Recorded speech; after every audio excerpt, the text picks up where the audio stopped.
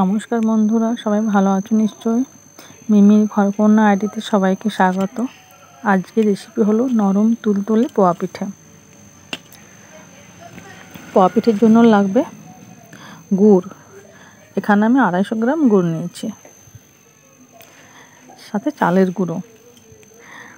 এটা হচ্ছে আতপ চালের গুঁড়ো। আতপ চালটা আমি আধ ঘন্টার মতো ভিজিয়ে রেখেছিলাম, তারপর সেটা জল দিয়ে ছেঁকে মিক্সিতে পিষে নিয়েছি।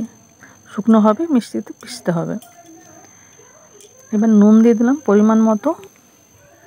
এবার কিছুটা ময়দা দিয়ে দিলাম। পানময়দা দিলে আরও ভালো লাগে খেতে নুন মিষ্টি পিঠেগুলো।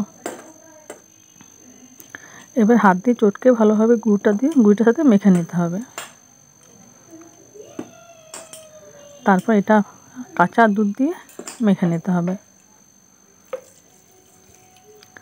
চাইলে আপনারা জল দিয়েও মাখতে পারেন, জল দিয়েও হবে, বাট দুধ দিয়ে পুরোটা মেখে নিলে আরও বেশি সুস্বাদু হয় পোয়া পিঠেগুলো খেতে।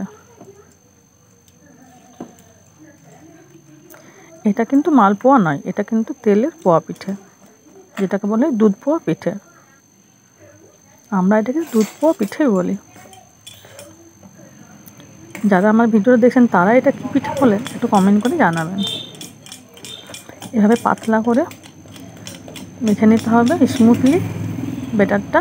এই দেখুন কী সুন্দর আমার স্মুথলি মাখা হয়ে গেছে।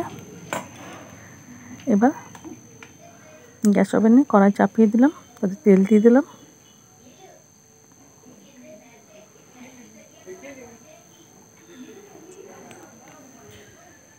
তেল গরম হয়ে গেছে। এবার এটা আমি দিয়ে দিলাম, ব্যাটারটা দিয়ে দিলাম, একটু ডাবুত করে তুলে দিয়ে দিলাম গরম তেলের মধ্যে। এই দেখুন আমার দুধ পোয়া পিঠেগুলো কী সুন্দর ফুলে গেছে।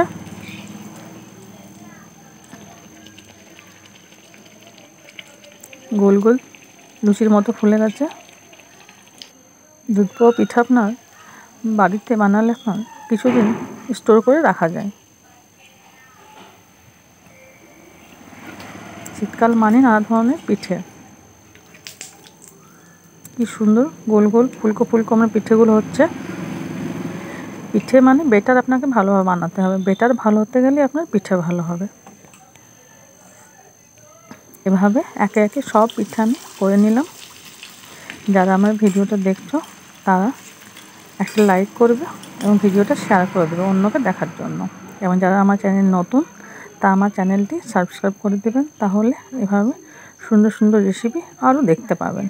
এই দেখুন কী সুন্দর আমার পোয়া পিঠেগুলো হয়েছে, নরম তুলতুলে।